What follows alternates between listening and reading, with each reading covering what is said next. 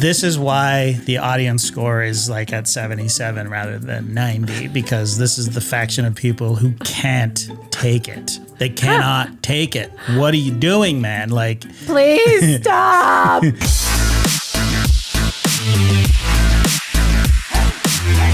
Welcome to Thumb War. We're back, ready to talk about Friendship, the movie. I thought we were just talking about friendship. Just that nice thing called friendship makes you feel warm and fuzzy inside. Well, this movie makes you feel like a little more than warm and fuzzy. It's a lot of cringe, hard to watch, maybe scream a little bit. Very funny. Scream a little bit. Yeah, I was screaming at the TV multiple times. Yes. Please don't do that. Stop. What are you doing? Come on, Craig. Craig Waterman. Anyway, welcome to the TV club, movie club. What we do. Glad you're here. Hope you did your homework, but if you didn't, that's cool too. We watched Friendship, so you don't have to, but you should watch it. Yeah. Yeah. I mean, not to give it away, but I really enjoyed it. Wow. Spoiler alert. Let's do a spoiler alert right Spoiler here. alert. Yeah, and you know. No, for real though, we're going to spoil this We movie. are going to warning, spoilers. You know, going into it, a lot of the sketches, and I think you should leave. Mm-hmm. I don't handle cringe that well. So there's a lot of the sketches that I'm just like not laughing. I'm just, my face is puckered and I'm,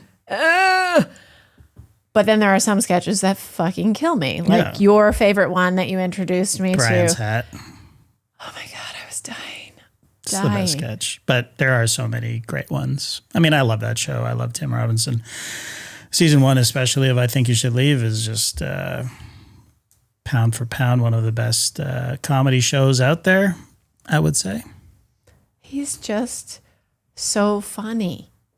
Like, you just look at him and he just has to make a sound and you're like, and then he just has to do something else. You're like, stop. Anyway, a lot of green in this movie. Right. You wanted me to put on a green shirt to run with the theme. I mean, I did some research. I couldn't find any sort of definitive what green represents in the movie. But okay, so I was looking for it. That is what you're saying. Well, no, not necessarily. There might be something there, but I haven't seen the director, Andrew DeYoung, talk about the green specifically. But you're right. There's a lot of green. Have you ever seen that many people wear green? Because there are so many green shirts, green jackets, green lighting, and even in the tunnel. This is what made me go, okay, I'm not losing my mind. I think this is a legit thing. When he's in the tunnel and he's dropped his phone. In the sewer, yeah. There's a little green pinpoint light. Oh, wow. Unless my mind's playing tricks on me. But yeah, somebody tell me, did I just, was I looking for green everywhere? Or There's is green in the Subway sandwiches sign and logo branding. So maybe it's that. Anyway, I swear it's everywhere. And I don't know, green with envy? I don't know. Everybody's so... Yeah, maybe. That's a good... Everybody's so weird in this movie. Like, even the normies are weird. It's like, you're not alone, Tim Robinson. You're just king weird. Right. Anyway, the critics gave it an 87% on the Rotten Tomato meter. Okay. And the public, a little lower, 73%. Yeah, I think... well, I think you have your hardcore. I think you should leave people, Tim Robinson fans, the Detroiters. He is his sort of own brand of humor. Like, you know, like he is a specific guy. When you go to watch something that Tim Robinson is in, you expect him to be a version of Tim Robinson, right? It is very rare. He does occasionally play the straight man.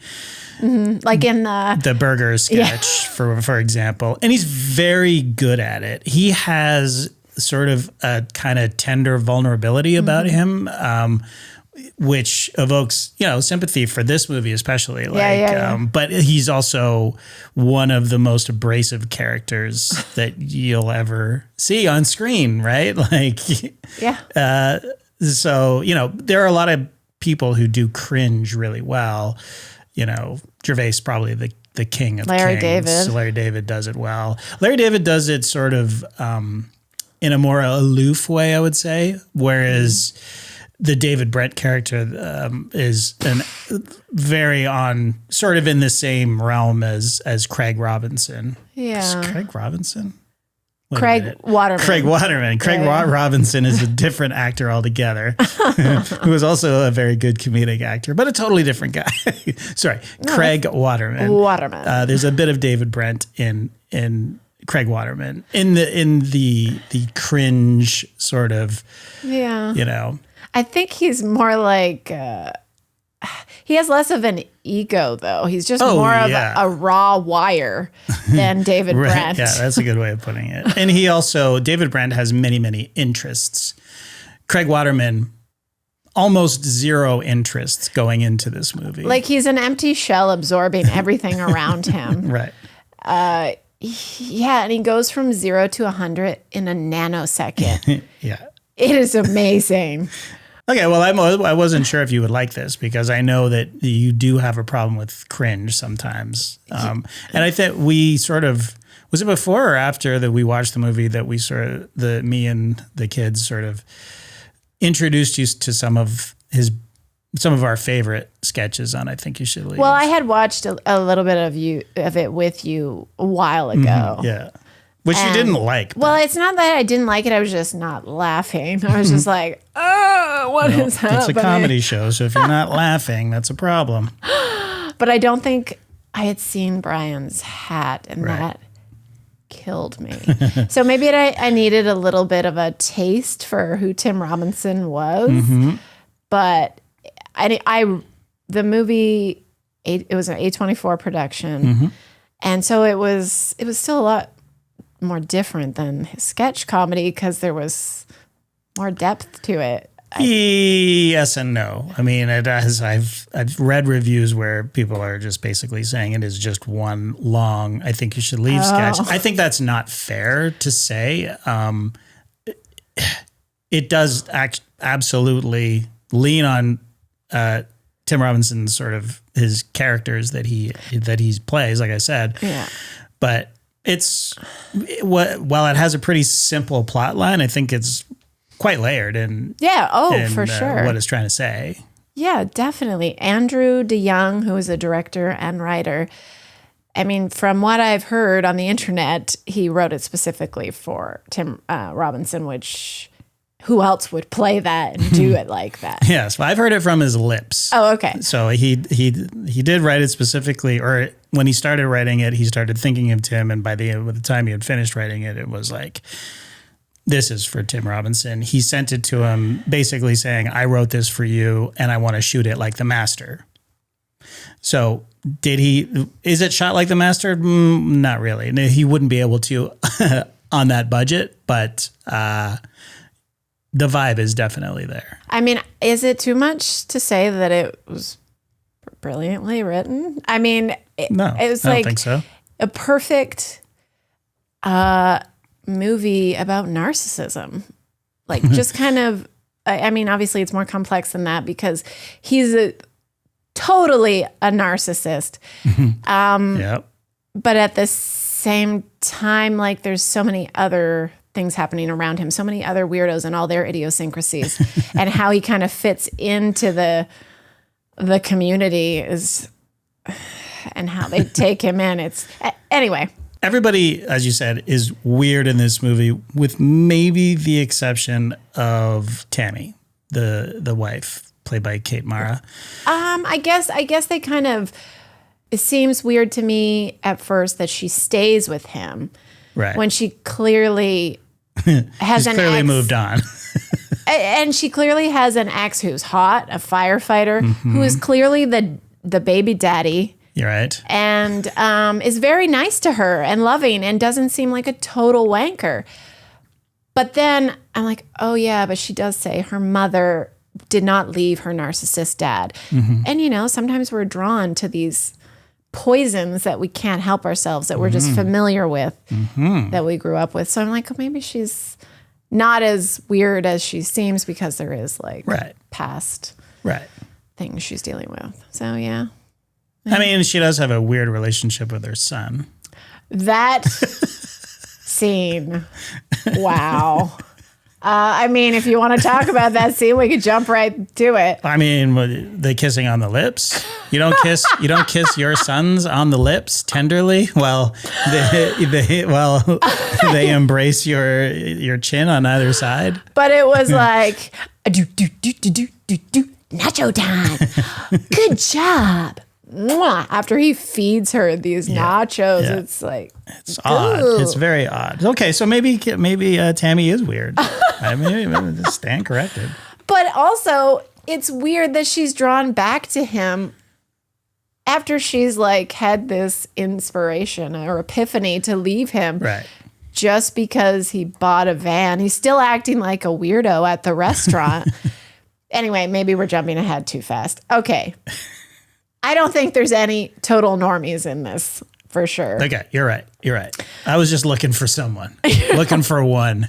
Maybe by the end of it, we'll sort it out in our heads. We'll figure it out.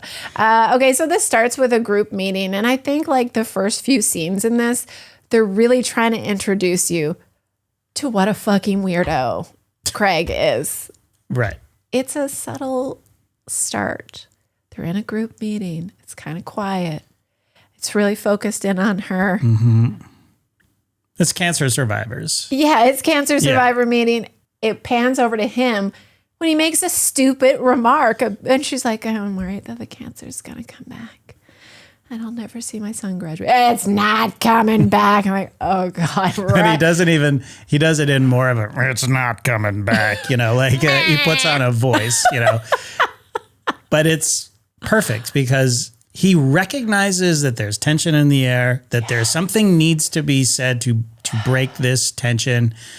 But he says exactly the wrong thing, right? and in the wrong way. And he does it throughout the movie. So he's a guy who maybe thinks he's funnier than he is, and then in that same scene, it's like she talks about how she's worried that she's not going to have another orgasm again. And he's like, well, I'm orgasming just fine, but to break the tension and also throw in a one-liner in there, but also completely inappropriate and not funny at all. But hilarious. I can totally relate to him in that situation. In what way? Well, because you find yourself like, sometimes I'm in a new situation with new people, and I honestly don't care. Right. And I'm too comfortable in my own skin for whatever reason. Maybe I'm having a great day. Yes. And I'll just say whatever dirty comment I want. That's just, that would fit in perfectly there, even if I've never met anyone. Yeah. I have the same problem. It's like, is it just like I'm dancing because we're too empathetic where you don't want people to feel discomfort. So you're like, let's lighten things up. Hey, did you hear about that dick that guy had in his mouth? Like, wait, this isn't a good time or place. Inner voice, stay in there. Yeah. I do it to pile on the awkwardness more. You're like, it wasn't in his mouth, Rachel. That's right. Yeah. I think we're all a little bit of Craig Waterman. I could relate to Craig Waterman a lot, more than I could to Austin. Yeah, he's a complicated character, though. Well. And I like that. Yeah. I liked it. He definitely felt like he's got very low self-esteem. Like it felt like he was searching for people down the totem pole below him in coolness so that he could be the big man. Yeah. Because the way all of his friends like jumped when the boxing scene happened, when he got hurt, as if, oh my God, our savior has just been hurt. How could you? It was like a cult leader. Yeah. Yeah. He definitely had his friends are kind of like his little minions, and all sort of dorky enough to break into song. Oh my God. That was so funny and so weird. Like, You're talking about your daughter's titties growing? Okay, you don't have to put it like that. You are Craig Waterman. Titty is a very fun word. Yeah, but inappropriate in this situation. Nah, I have titties. I can say it. Okay. And then they start singing a love song that is a woman singing this to the guy she wants to be with at night. Yeah. I mean, that originally in the script, that was supposed to be I Want to Dance with Somebody. I think it's just sort of a funny song to sing. It's which hilarious. It absolutely is. But they're not trying to be funny. They're trying to be sincere and supportive, which is hilarious. Yeah. And his Craig's eyes are like, yeah, well, this is the best bro group ever. It's like magic, right? For him. And then, getting back to Austin, like he, as you say, he's insecure. We find out later in the movie he's bald, right? He is a weatherman, which is kind of the perfect thing because it's sort of like to a normie who would recognize him for being on TV. Yeah. I mean, that's enough, right? That's just enough. But in the hierarchy of, news or broadcasters in general, the weatherman is like nothing. Is low. Is pretty low. But we've had friends where they will talk about, oh my God, I saw this local newscaster here. Woo! And I'm like, who fucking cares? Or like an NPR host. I'm like, and they're like salivating and going nuts. I'm like, please settle down. Are you fucking kidding me? Well, but it is exciting. It's a somewhat bit of a celebrity, right? Yeah, but I don't know. It doesn't impress me like when we now know someone who transplants organs in kids every day. That's true. That shit impresses me. Right. And he's just cool, calm, collected, and funny. And I'm just like, you're amazing. Yeah. I mean, anyway. Obviously, the teachers are the real heroes. But I'm not trying to sound like a fucking, I'm greater than thou. I'm just like that. The local weather guy or the local news guy doesn't get me all titillated and right. But the thing about Austin is that he knows that he's not as cool as all of these people think that he is. He knows that he's the nighttime guy. He goes to the daytime and he's getting his ass handed to him in this new position, right? He fucks up on his first day. He's like struggling. He's going through it, right? That I think was one of my favorite parts in the movie when that bitchy news woman comes over and gives him shit and then looks at Craig and goes, "Is that your father?" Yeah, that's great. And the look on his face is like, like she was obviously just being a total twat because just trying to be an asshole. Yeah. So Austin is interesting because I think we've all been there where we meet this person who is way cooler than yourself, right? Yeah. And they seem to have their shit together. Like the way this guy talks about, ancient 400,000-year-old relics. And it made his nose bleed. It was so invigorating. It was too much for him. It was too much. But, and the fact that he's on TV and he's ruggedly good looking. Like I think I heard DeYoung talk about how they were, he's trying to make him look like the Marlboro Man and he's got this incredible head of hair. It's not real, but that's just it, right? It's not real. He's got this sexy wife and his house, which is on the same street, definitely seems a lot nicer than all of the houses on the street, but definitely nicer than the Waterman's house. And it was green. Just saying. And they painted the door green. They painted the door green. That's right. Did you get as huge Anchorman vibes as I did? Yeah. And Paul Rudd actually, the original name of the character was Brian, which I think is his character's name in Anchorman. So he actually requested for it to be changed to Austin, But wasn't it even more like Will Ferrell than what his character was? Yeah, a little smarmy. But his character in Anchorman was pretty. It was just pretty smarmy as well. The way he talked, I mean. Oh yeah. That's the newscaster. But yeah, his sort of like pretentious sort of like all of his lines. They're all great. You know, the whole thing with the phone. It's like, I don't have a phone. You're looking at a free man, and let me educate you. Yeah, this yellow Corvette is so cherry, and all that stuff. And but also, Craig was a mockingbird the entire time. Yeah. He wanted to emulate everything about him, and we've all been there. It's sort of like an interesting look at role models, right? Yeah. Like how, men, young men, old men, like we all sort of look to role models and women as well, of course. But this particular movie is about men that you want to sort of, you copy, you sort of, you carry yourself differently after you've hung out with them because you want to be more like that person, right? Yeah. And, that's just human nature, I guess. But it's where the obsession goes, and Austin being able to see past Craig's flaws, right? At first, right?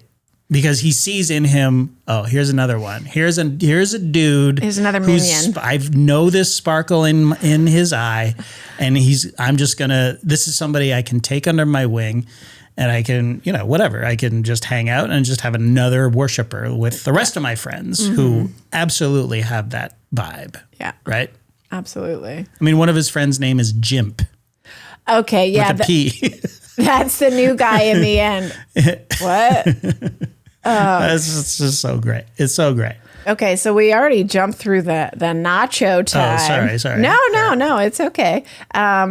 It was funny, like, getting to know him as well in the very beginning. You could just see how wild he is when he comes home and they're showing the house, and he's like, he can't lie. I guess he does lie a few times, but he's like, oh, great neighbors there. And, yeah.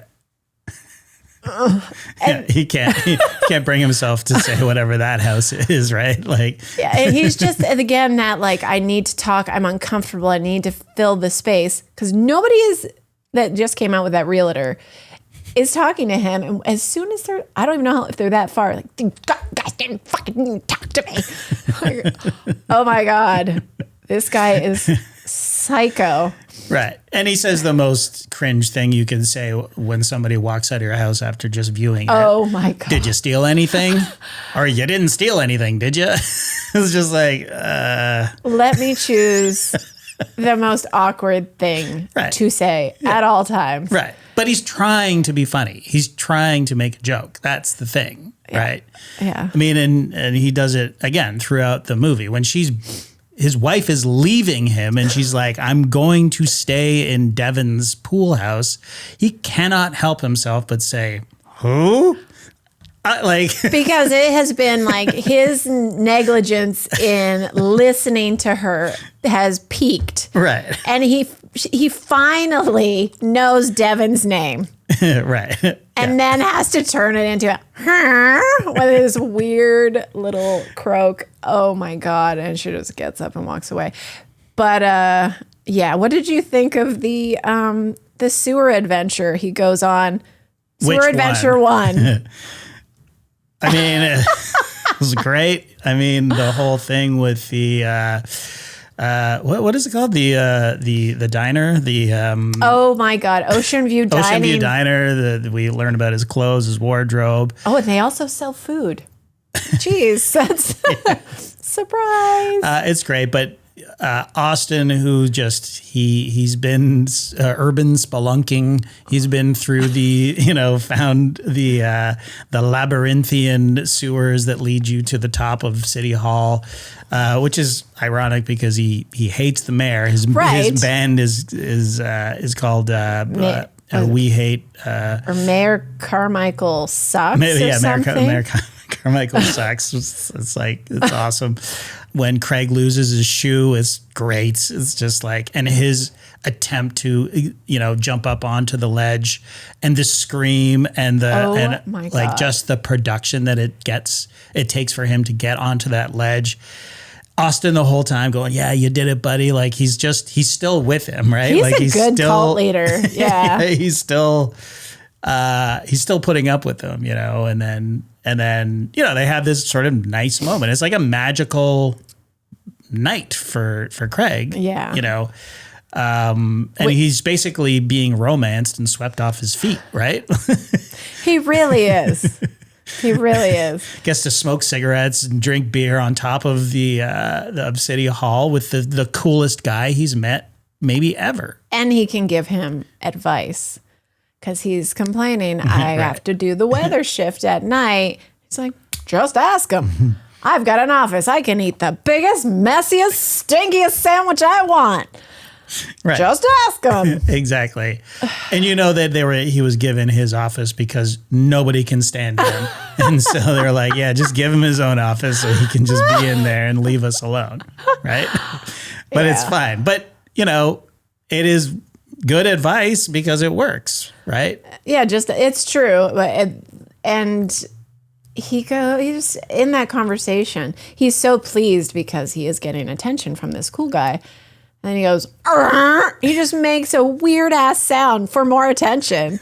And Paul Rudd's like, I get a kick out of you. Like, really? Yeah, you crack me up. Yeah, it's great. My God. It's great. So he gets swept off his feet. He does. And then he's invited to go see Austin's band play, which is where you're introduced to the fact that he hates the mayor. He got those speed bumps put in. That the mayor fought? Is that correct? Or well, he said he had to go to war with the city. Oh, okay. Probably his own neighbors. Right. Let's be honest, because who fucking wants a speed bump in their neighborhood? Craig does because he is a rule follower. He has a very specific standard and rules in his mind that everybody needs to follow, and that translates to his relationships. Mm-hmm. And the band playing is just, he's totally infatuated. They were pretty good. They're pretty good. Did you like it? They're fine. Oh, wow. Yeah. Okay, nice. I don't know. Like, he gets to skip, well, he did skip work because Austin was like, hey, let's go adventuring again. Mushroom picking this time. All of these little things that he is learning from Austin, he implements later after things go awry with the friendship to try to rekindle those feelings he had and to become more like the cool guy. Yeah.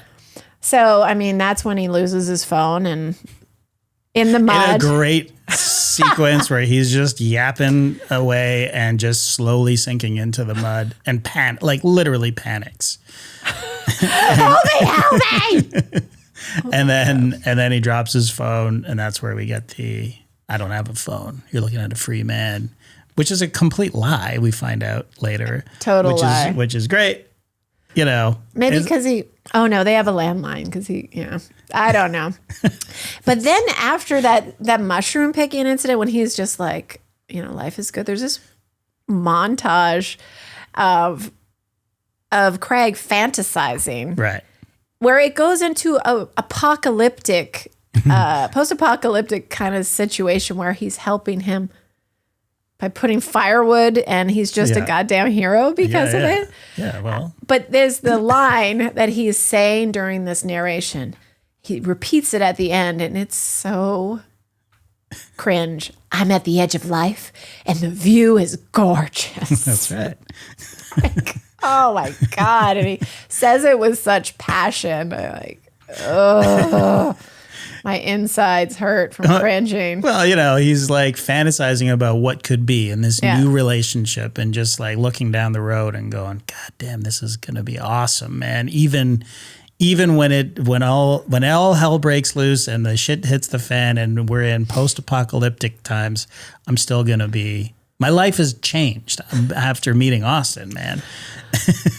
Oh, God. Like he really, really cannot keep a friend. And he's at this age and he doesn't have any friends. I mean, it probably is quite life-changing for him. Yeah, of course. So then he wakes up and starts acting normal, and his wife is like, what are you doing? You're listening to music. You don't listen to music. He tries to wake her up with a, you want a lick? And she's into it. That is why it's also weird. Like, ooh, a lick? Like, What? Oh, that's who calls it a lick? Oh, and they do. Who wants a with like it almost looks like a panting dog wanting to be taken out. Right. Anyway, it's fine. Yes, you like what you like. Yes, you don't listen to music. What's happening? You're becoming normal? Right. I mean, one little quibble. They keep calling, I think it's Slipknot. They keep calling that punk. It's not punk. Oh. That's all. But is it because he's unfamiliar with punk or? No. There is a connection with Slipknot and that specific song, I think. I'm not sure. I haven't seen the Detroiters, but I think it has something to do with, it's like a tip of the hat somehow. But yeah, I don't know why they keep calling it punk. It's easier to say probably. And it fits with what, because otherwise they're calling it like metal or new metal or something. Right. You know, when he talks about playing the drum, I've always dreamed about playing the drums. Like, you should get a kit. We'll jam together. We'll play some punk music. It's a little easier to, it's easier to play punk music than it is metal. Yeah. Number one. And number two, it just sounds more badass, right? Like we're just, because that's the vibe that Austin's band puts out, right? Like, it's like, we hate the fucking mayor. 1, 2, 3, 4. You know, like that's more punk than than the Slipknot song. I think it's Slipknot that they were using. But anyways. Well, then things go downhill fast with the bro hang. The get together. Because he's gotten this daytime job, so he's got to get together with these bros, and they're celebrating the morning weatherman position. Yep. And Craig gets himself in there. And he's trying his best. He even gives himself a pep talk on the balcony. Yeah. You're a prince. And then you go ahead, you take it from here. Oh, you want me to describe what happens? Well, he turns around and tries to walk through the door, which is closed, and bangs right into it, which is hilarious in and of itself. He does a pretty good job, actually, like skulking in, and I didn't see that it was closed. Then the door shatters behind him, and then he does, he again understands the tension must be broken. So I'm going to say something here, and it's going to be a line, and he does a sort of sulky, like, where did you guys meet? Or whatever he says. And there's a little giggle, and then the guys are laughing. And next thing you know, all is forgiven, and he's the tension's broken, and it worked, right? Yeah. That sort of obsequious sort of like the thing that he said and the thing that he did got him out of that situation. Yeah. It doesn't work later on. No. When he has another faux pas. No. That was extremely bad ending to what could have been a good bro night. Yeah. The boxing scene. Right. So while they're singing in between, we sort of already touched on that. Yeah. Where one of the friends is sort of expressing anxiety about buying his teenage daughter a bra, and they're being so supportive, like overly supportive, as a bra should be. Okay, a good bro bra should not be. Not intended. Then they break into song, which cringe. Like, if that ever happened, I would be seeing myself out. Like, you know what I mean? And I do have a lot of weirdo friends who do break out into songs. I could totally see Derek going over to the piano and doing That's something. different when you have a piano and then you're. It could easily be him singing a Celine Dion song. Okay, but that's different. Again, that's different. It's like, here's a piano. I'm going to put on a performance. Let's gather around and maybe we'll sing along when he gets to the chorus. This is just a straight up, my friend is feeling bad. He's feeling a low down. So I'm going to sing, Hey Boo. My boo. My boo, sorry. And, and then this is something that sounds like they've done it before because it's pretty choreographed, and Paul Rudd takes over.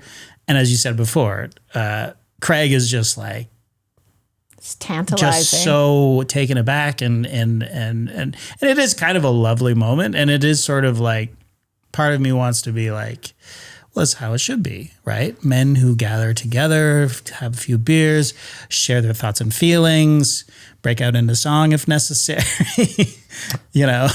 Hug a little. Well, okay, let's not get crazy, but sure.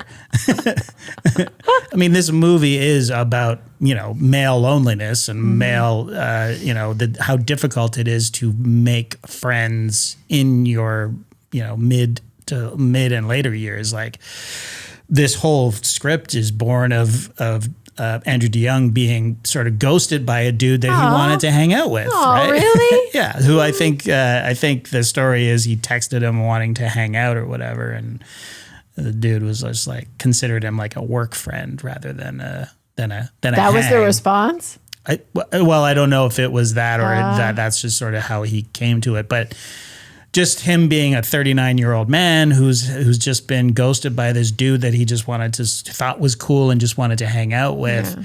And just how he kind of spiraled from it. I was like, what am I doing? Like, what is happening here? Well, I mean, a lot of that growing up as a teenage girl, I got, you go through that a lot. Oh my God. Just.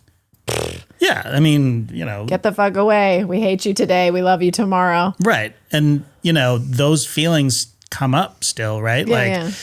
Well, PTSD. Well, I mean, not to bring it to pickleball, but I'm old as dirt, and if I can tell that I'm being excluded from a game because either they don't like me or they don't like the way I play. I mean, let's be honest, it's the latter because I kind of stink, but it still feels like I'm back on the schoolyard. I'm back in fucking grade 5, right? Like I have not felt this for 25 years or longer, right? Like, you don't even have to play. They just have to look at you at times. Right. Not you in particular, because it happens to me all the time with fucking guys in the higher levels that just look at me and decide, okay, you're a girl, you're older, you don't look fucking fit as a fiddle.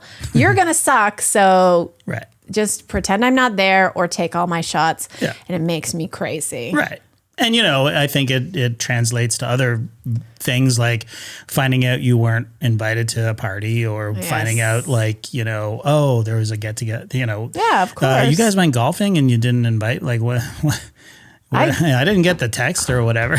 I get it. I struggle with friendships. And it's like, but you hate golfing. I'm like, yeah, I know, but still, I'd like to be, that kind of thing. Yeah. I mean, that's why this movie works so well, is just because it's so universal. Yeah. Right. So they have a nice little sing along, and then which again, I feel like would never happen, but maybe there's a group of guys out there who like to sing and stuff like that. And then they have a little boxing match with each other, which again, I've definitely been in situations where dudes wrestle, and like rough and tumble, that kind of thing. Younger, not like. Well, you're not that guy though. Like, I was the one wrestling with the kids growing up. No, because you're just not that dude. I'm not that dude. You're not that physical dude. No, I mean, I'm physical, but. You would never be like, I want to join a wrestling team. No. This is how I relate to my fellow right. bros. That's right. But there are guys out there who do that. But donning the helmet and the gloves and sort of like this sort of rock'em sock'em setup that they had going, I don't know if that's a thing, but sure. I mean, why not? They're just having fun. Yeah, right? It's really fun to get punched in the face. It's not like your face is protected. Right. Which Craig finds out the hard way. He gets popped in the face once. Twice. Well, once. And then it's like, shakes it off. Gets popped in the face again. It's like, okay, we're ending this. Obviously, you're not cut out for this. And then as soon as Austin has his arms down, he... haymaker clocks him, sucker punches him, knocks him out almost, or it looked like he did. Yeah. And it is incredibly awkward, and even more so when he sticks all the soap in his mouth. Right, because what worked before, which is like, I'm sorry, that kind of thing. Like, where'd y'all meet? Meh. Like that sort of demeanor. And then he takes it to the level where he sticks a bar of soap in his mouth. 2 bars, I think. And he's making a face with it, and it's just an I'm a bad boy. absolute cringe fest. God, it was hard to watch that. And end of Act 1, like that, and that's how he completely destroys any goodwill that he had, any all of the relationships simultaneously end. And yeah, but it's official with the bro breakup when he tries to wheel his drums over, and he's like, I'm done with this. Well, yeah, but the guys are done with it. Like even the guy in the car is like, thanks for ruining that, you cock, or whatever he says, which is, it's just like insult to injury. Like, it's just like, how worse could this get? Housekeeping? No, thank you. Okay, housekeeping. You can email us at thumbwarepod@gmail.com. You can join the Patreon for $5 a month or more. You get ad-free episodes. Plus, you're going to get 2 or 3 extra episodes per month. In the top 2 tiers of Patreon, you will be invited to our monthly hangout. That's on the second Wednesday of every month. Next week. Oh, yeah. Right? Where we jump on Google Meet and just yuck it up and, break into songs sometimes. Super fun. Yeah. We'll I'm going to practice my boo all week long. Just kidding. It's hard to sync up when you're over the internet. So we won't sing songs, but there will be lots of male bonding. But there's, women there as well. There's some ladies. Some friends. I'm one of them. Some friends. We will be making friends. Friendship. That's right. Online friendship. Send us more things you want to talk about. That's right. Yeah. And we're bringing back Settle This for the Patreon episodes. So if you have a quandary, if you have a conundrum, if you want us to finally decide which of the, Superman reboots are the best, and it doesn't have to be movie related. It can be anything you like. Just send us an email once again at thumbwarepod@gmail.com. And we'll get to that in the Patreon episodes. All right, that's it for housekeeping. Now back to friendship. Yeah, so it's over. He tries to show off his green drums, bottom to match your green guitar. And I love that he puts it in a wagon. I love also that he's bought this pretty expensive set of drums, it looks like.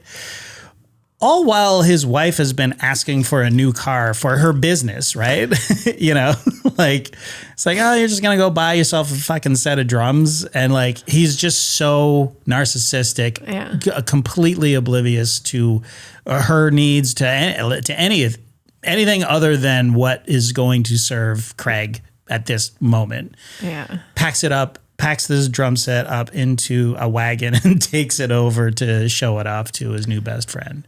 That's where it all ends. And I guess he didn't quite realize that it was ending, right? Even though he wasn't answering his phone. Right. So he tries to revive all these lovely feelings he starts by taking his son out mushroom picking and eats these red that screams, "Don't eat me." Yeah. Mushrooms. And then ends up at the mall with his son. This was fun hanging out at the mall. And he sees this guy riding like this on a pink pig. Yeah. Just like, oh, he was going so fast. Like, oh my God. Sitting there sweating was just, oh my God, so hard to watch. He's got a real problem with speed, right? Oh, yeah. He's like, that guy was really, really moving there, And he really wasn't. But that was very funny. He also tries to have a little bro hangout with his coworkers, which goes badly as well. And they get kicked out after 40 minutes. Right. Back at his house. Beer's at my place. I'm telling my wife it's getting rowdy on Friday night. It's great. This movie is so goddamn quotable. There will be lines of this movie that we will be saying for the rest of our lives. I will never refer to a Marvel movie as a Marvel movie again. It's a Marvel. That's it. The new Marvel is coming out. Looks great. The new Marvel is coming out. It looks terrible. No Marvel spoilers. Don't spoil the new Marvel. That is now part of the lexicon, and it's not going anywhere. He gets irate anytime someone talks about it. Yeah. Yeah. Which is also like a statement about, how we are connecting through these cultural events like Marvel movies, right? Mm-hmm. It's like you get together and you talk about fucking the latest Marvel, right? Mm-hmm. And rather than my busty daughter needs a bra, right? Right. I think that's sort of why that's there. Ah. And it's sort of like from the DeYoung point of view, these movies, obviously he doesn't like Marvel movies, and that's fine. There's a lot of people who don't, and that's fine. I think that's why that's there. It's almost like a religious, no spoilers. Don't tell me anything. I don't want to know. Yeah. And you've either seen the new Marvel or you haven't seen the new Marvel, right? And it's like, once you've seen it, then you get to connect with the people who have seen it, right? And that's how people are connecting. And usually it's not even in person, right? It's like over WhatsApp or or via the internet about maybe a show, over perhaps, a podcast, perhaps, yeah. Did you notice? And maybe I was just reading into it. Like the music, did it remind you of Stranger Things? Some of the synthy parts, but what I really loved about this score is the chants. Like there's a lot of chanting in the actual score, which gives it this sort of off kilter. You don't notice that? I guess not. You only watched it 4 times. I did not. It's just sitting in chunks of watching it. Right. But especially I think when they were going through the tunnels, it felt like Stranger Things to me. Yeah. Break out the synths and that whole scene. That was shot like a horror movie. Right. The red lights and the weird angles and just the how dark it is. And it's spooky. Right. We don't hit the second sewer adventure till after he breaks in to Austin's house. Which is, again, this is why the audience score is like at 77 rather than 90, because this is the faction of people who can't take it. They cannot take it. What are you doing, man? Like, please stop. But Craig can't help himself, and because he has to return this package. Right. He goes. This is the second of 3 packages to be returned. Yeah. And it's like it just opens up a Pandora's box every time he drops one off. Right. But did he leave the package? I believe he leaves the package, but he takes the gun. Did you see what it said on the box that the gun was in? Yes, I did. It was like storms a coming. Hyphenated in between. Like, oh my God, a gold gun. Like your ego is very low. Storms a coming. Yeah, but to be fair to Austin, I mean, it's a collector's item, right? Or maybe it was a present from one of his goofy friends. Yeah, perhaps. But this is a great scene. This is a great scene when he enters the house and he just sort of inhabits the space. Like, it's like he's pretending he is Austin. He even washes a dish, right? At a certain point, right? Oh, yeah. Oh, my God. And, insane. he just gets to inhabit his world for even whatever it is, 5, 10, 15 minutes or however long it is. I bet they were like, just go in there and do whatever you want to do and we'll see what we keep. That's right. And, long enough to make his way into Austin's office where he sees the book on ayahuasca and he finds the gun. Absorbs something else to take us to another cringe scene later. Right. Just more items for him to emulate later. I just love this scene. Just him inhabiting the skin of this guy that he idolizes. And how about the fact that he is on a work call while he's in there? Like, oh, yeah, I'm here. Craig's here. Yeah. Really?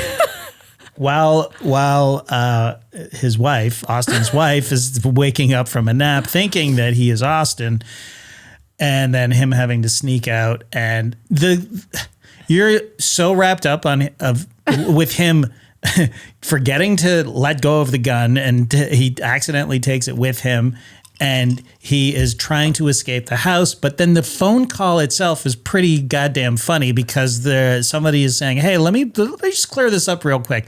I heard this rumor that you don't have a phone. Like, yeah. I don't know how you would do that. I'm on my phone all the time as he's fucking trying to climb the fence with a gun in his hand. And his sparing responses, right? He's like, no, that was just an experiment. Like little lines here and there where he can get away with it while he's trying to make the escape. It's such a layered scene, and it's so fun to watch, and it's goddamn hilarious. Yeah, and the next, I believe it's the next scene, he comes home and his wife is like, it's time to go to the housewarming at Austin's. And he calls and he pretends pretends he calls because you can hear the line is not on the hook. And he's like, oh, sorry, they got diarrhea. And then still doesn't know who Devin is when she's like, well, why don't we have someone over? How about Devin? He's like, who? He still doesn't know at this point. So that's not a bit? I thought that was a bit. I don't think it's a bit up to this point. Yeah, right. Because she's like, you never listen. Because he stops and it's like, he looks at how she's reacting and sees her reflection in the microwave. Yeah. And then decides, I'm going to take you to the sewers, babe. I know how to show you a good time. And that was another very hard thing to watch. Yeah, it's raining for one thing. It wasn't raining when he went, I don't think. She's walking through piss. She mentions that. It's like, is this piss? It's like some of it.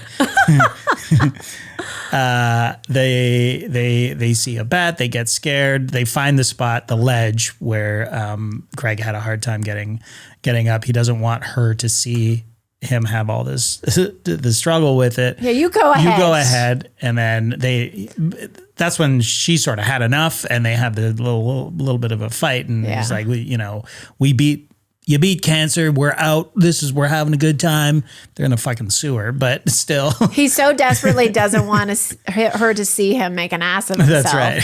That he just starts yelling at her, and she's like, so she goes. He manages to get up on the ledge, but she's gone, and he cannot find her, and she is missing in the sewer. He loses his fucking phone. His phone. But thank goodness he took up smoking herbal cigarettes or whatever. Right. He's got a lighter. Yeah. So this part is so funny. He just comes home. He's like, oh, fuck, she's... I mean, clearly he's got to get help. So he doesn't home. have a phone. Yes. And he gets home and the police come to his door. The dog has brought us here because you broke into my house. I think, like, basically, no, the dog brought you here because you think they broke into my house too. Right. And then he has to reveal that you can't talk to my wife to back up my story of being here. She's in the sewer. Right. It goes straight to like a manhunt for her. Right. He goes home. His son is upset.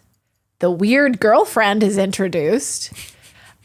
One of them. He's got two. No, it's right, but we only see one. Yeah. And he's like, oh, you replaced your mother already? It's like, oh my God. Why? Right. Again, he's just saying a line that's inappropriate and not funny at all in real life. But yeah, for us, it's hilarious. Oh, we can't skip over this part. This is my favorite part. Mm-hmm. Okay, so Paul Rudd has to go help them as they're searching in the sewers. Yes. And so it's revealed that obviously you're breaking the law too, because he's like, I'm going to help you find her. I know this. Right. But then he starts going nuts and they put them both in jail. Yes. And this piss scene is so hard to watch because you see this guy take a piss. Right. In the cell. In the cell, and you see this river of piss. You're like, oh God, someone's going to slip in this. Oh my God, is there so much pee? And it's so perfect. This is where the wig falls off. Yes. And I think my favorite part of this entire movie is the look on Craig's face as he's trying not to make eye contact. He's like, and he will barely talk because Paul Rudd is like, is it okay? Because the cops, the prison guards, want to take a picture with him. So he's got to get that on his head fast. And he's covered in piss. So Paul Rudd is the one that slips in it. Yeah. His hands are covered in piss and he puts it on his head. Piss on his head. Hey, man, desperate times. And Craig's like, yep, it's fine. He refuses to look at him. Yep. So funny. It's great. It's great. And it looked hilarious, too. Has to go back to work and acts like a total crazy person with the pitch to Mayor. Mayor, what's his name? I don't know. Anyway, it's the mayor that Austin hates. He starts his pitch and then the other guys come in and take over. So he's even more stressed out. Then he just fucking loses it. Yeah. Loses it. Yeah. And he gets fired. Bye-bye. He gets fired. Rightly so. Then he gets a call from Paul Rudd, Austin. So he's basically like, that's our little secret, right? I trust you. This is a key moment in their relationship because this is a secret that literally nobody knows about. Maybe his wife, but certainly none of his other friends know that he is bald. Yeah, no. But when he is being like basically told, you need to get out of here, you're fired, he gets a call saying, Tammy has been found. Yeah. She's okay.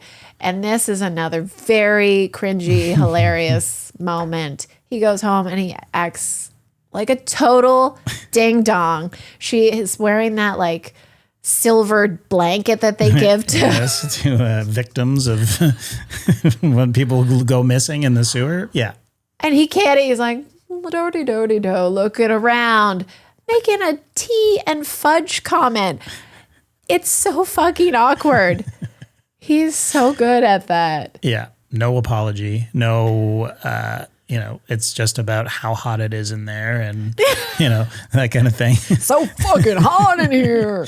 It's just great. And then she excuses herself to go get dressed. The way that this story unfolds, you have no idea what's going to happen next. Like, it's so original and cool that way. You know what I mean? It's just so fun to watch because he's unhinged, right? And you don't know what he's going to say and you don't know what he's going to do. Yeah. And it's awesome. Yeah. But he gets up the next morning. I think it's the next morning. Mm-hmm. And his son is there with his girlfriend. And where's your mom? And he points to the TV. She's on the weather, doing the weather with Austin. And he decides like, hey, let's go to a bar. And his son's like, I am 16. I'm going to school right now. What are you talking about? So he goes and gets drunk, leaves her a message and makes a reservation. And then when she comes back, it's like the best day of her life. She confides to him how she had an orgasm in the sewers. Right. And he's like, well, wasn't that great a day for me? What could you say was worse than that? Yeah, nothing. There is nothing. But you love that. You're always like, I need to find the worst possible thing to say at all times because that's going to be the funniest. Exactly. And she, Tammy, her ordeal in the sewer frees her, right? Yeah. She's finally sort of come to terms in the dark that I'm going to leave Craig, right? And she was so free, in fact, that she managed to have an orgasm in a sewer, right? Yeah. Like the decision had already been made, right? Yeah. Is that the scene where she says, I'm leaving you? Or well, that's when she mentions, I told you my mom never left. Yeah, so she says, I'm going to Devin's pool house. Yes. And he goes, oh. It's just fucking perfect. It's fucking perfect. And this takes him to a very low point, which takes him to hair down T-boy. That's right. Back to get a phone, back to get some ayahuasca. He hopes, but he don't got no ayahuasca. He's got a toad to lick. Right. He wants to sort of go down a path what he thinks that Austin would do.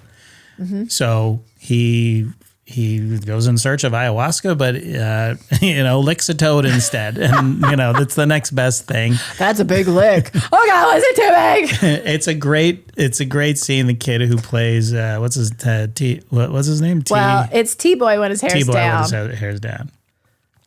Well, he is great at describing what he's going to experience. My God, builds it up so much. And he even says, "I love you," before he leaves to get Rolos and a Red Bull for lunch. Oh my God. It's great. And then of course he has the trip. So perfect. And it is him ordering a sub from a gray-haired Austin, who's the sandwich artist at Subway. And it's an actual Subway. It's a nice looking Subway. You like that, did you? Nice. I did, actually. Look quite spacious. So when T-Boy said, "You're going to speak to God," do you think that white hair was supposed to be he is God? Yeah, maybe. And I just love how Paul Rudd played Austin as the Subway sandwich artist, like just the swagger and confidence. What's for lunch today? That kind of thing, and the way he flips open the condiment. Paul Rudd is very funny. He grabs the knife, and just the sort of the banalness of the choosing the sandwich, like Black Forest ham, excellent choice, that kind of thing, and. Yeah. And then he gets to the part where he asks if he wants it toasted, and he just decides why the fuck not? Yes. Toast that sandwich. This is a high octane trip. End of trip. And it's so awesome because the whole rest of the movie is so surreal in a way, right? And I think most of the movie was for me. It's kind of the most it's so surreal, but it's kind of the most normal part of the movie in a way. It is the most normal part of the movie by far. That is the least surreal moment. That's why I just love it so much. It was perfection. It's just a great scene, and just, how pissed off he is. I love that, T-Boy comes back and he's like, how was that 4 or 5 months for you? It's like, fucking 5 minutes. No, he's like, 1 minute? Yeah. I ordered a sandwich. That toad ripped me off. Oh, apparently Subway, he wrote Subway into the script, but he was like, there's no way it's going to be Subway. There's no way they're going to allow me to do this. But they approached Subway, and Subway's like, yeah, great. We love it. Well, and even offered them some money for it. Well, they don't do anything weird that makes Subway look bad. Why apparently, in one of the interviews I saw, was a Q&A at a screening. I think he said there was a school shooting joke that they didn't love. Oh. Which fair enough, Subway. I mean, those are the best kind of jokes. Why wouldn't they love it? But apparently they shot the scene with the joke, or no pun intended. They shot the scene with the joke in it, or a scene, whatever the scene was, that the joke made it into the shooting of the film, but it didn't make it into the final cut anyways. So they cut it for not because Subway objected that much, but anyways, yeah, kudos to Subway. I think it's way funnier that it's an actual Subway, yeah, with the Italian whatever it is, the Italian herbs loaf or whatever, yeah. And the foot long and just all that. It just makes it that much better. I think it would have been wouldn't have hit as hard if it had been just a generic sort of made up, the Xena, the telephone company or whatever. Yeah, definitely. So he goes home. He's got an empty house. Tammy's gone. He becomes basically a parking attendant, and everybody fucking hates him. Yep. But he is getting to a better place. The next major scene is going out for a birthday dinner with Tammy and Steven. Mm-hmm. And he somehow in this scene is winning her back. And yeah, he's lost a little bit of weight from all the walking. he's just lean and mean now. And he confronts a dude that bops her chair in the restaurant. And it's like, oh, wow. Yeah. But then he's like, we got to get the fuck out of here. Just turns crazy again, which was so funny. And that's classic Tim Robinson. And, I want to buy a van just so I can walk around with that kind of confidence for one day. Just so I can say, I'm not afraid of you. I bought a van today. That's got to be a good quote. Like, we've got to start saying that. Town and country. Oh my God. So she is delighted. A van is bought. She's going to stay over to watch a movie and hang out. Everything is coming together. She's like, they're flirting, touching each other's muscles, and a package comes. This is the most intimate we've seen this married couple in the entire movie. Yeah, they're flirting.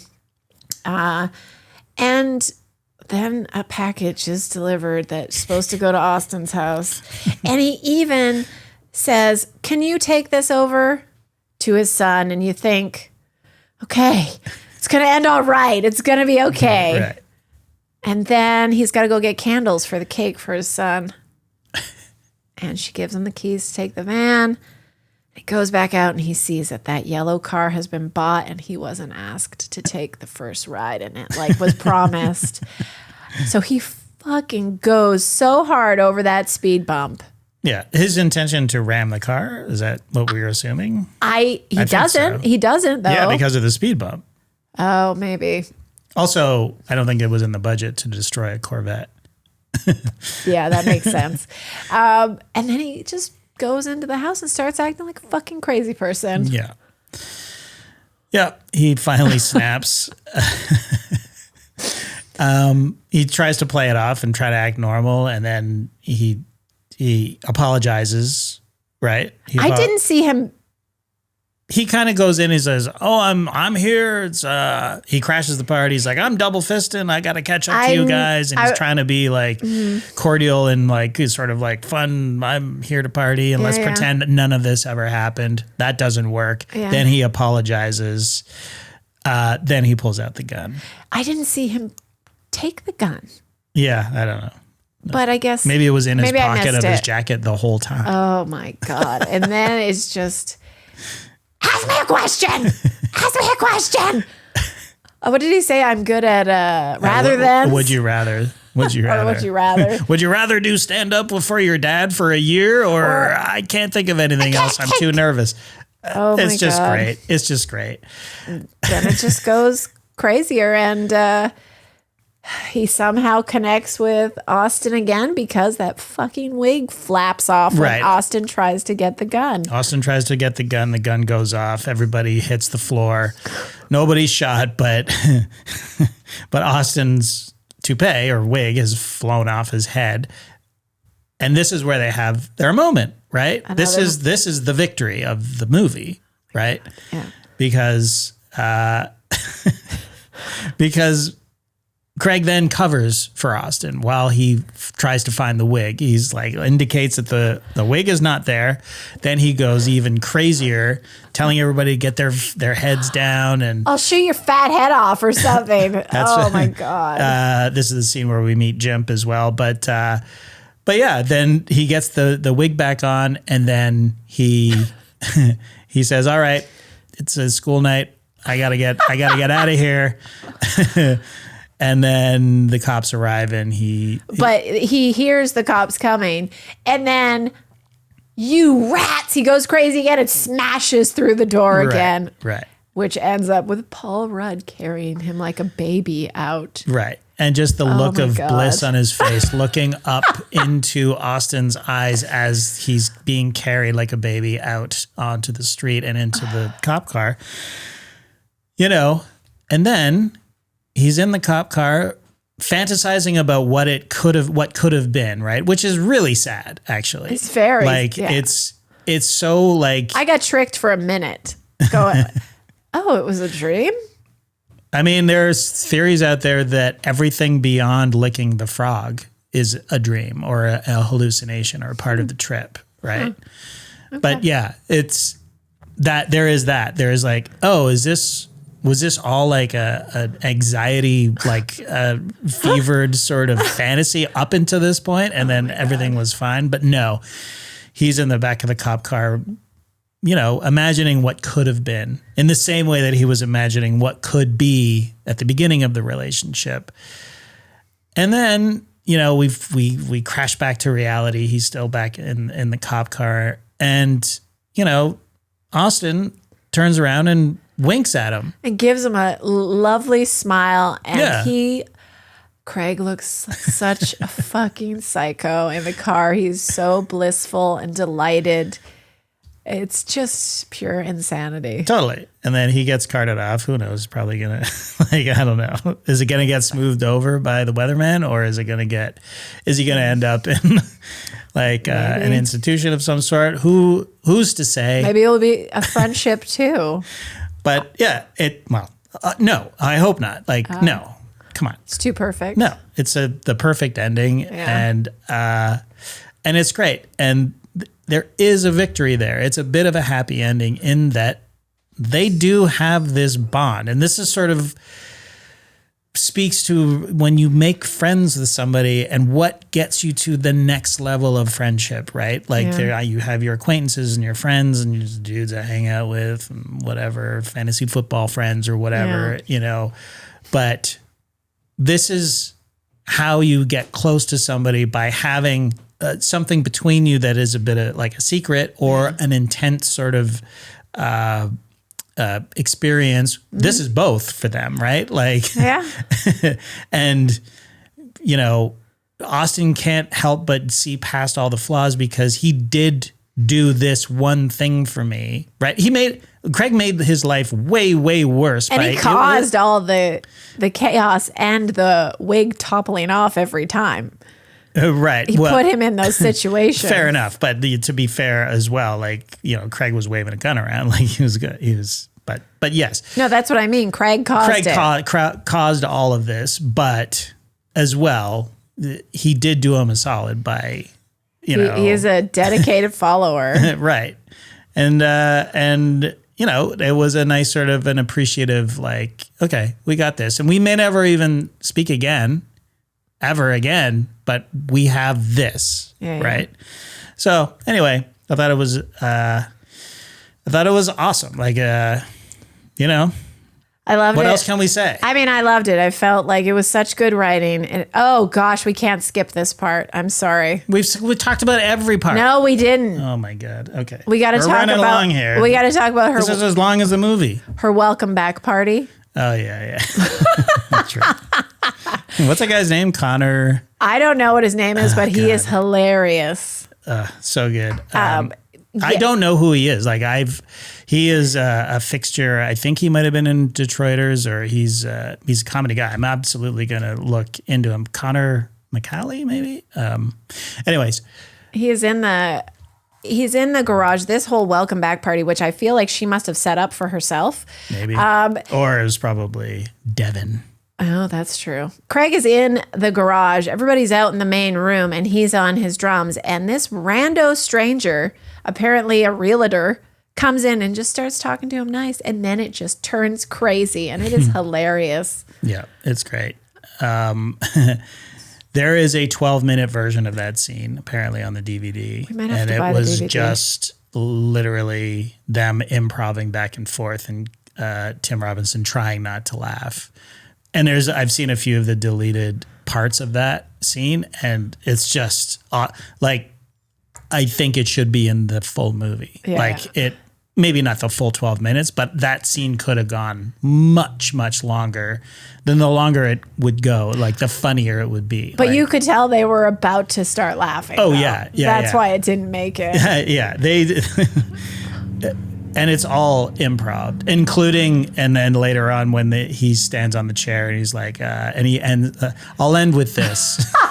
We should have gotten out of Afghanistan, or whatever he says. The Afghanistan joke is just. He is the one person in that movie who is on the same level as Craig for craziness. Yeah, for sure. And it's awesome, man.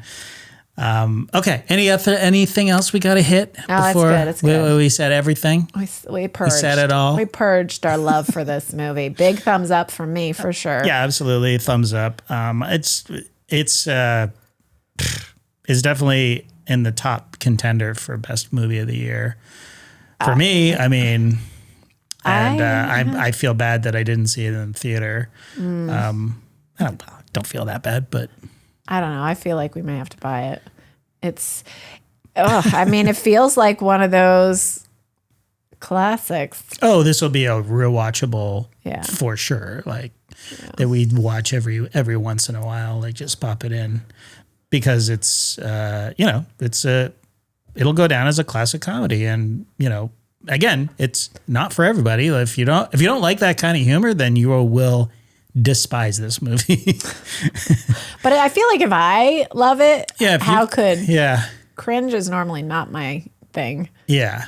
But anyway, let us know what you think. Yeah. Hit us up in the comments below. Our next film that we will be reviewing is 28 Years Later, the Danny Boyle sequel really to 28 Days Later, because we all pretend that 28 weeks later doesn't exist. Yeah, I think it's safe to do that. We're going to have maybe a trilogy, maybe more than that, because we're just dumping the 28 weeks later out of the whole equation. Thanks for joining us. Yes. Come back and see us again. Do your homework or don't. It's fine. Yep. We've already watched it, so we're not going to go beat by beat, are we? It depends on what gets us going, what we want to. Okay. Cool. Anyway, we'll see you next time. Love you. Bye.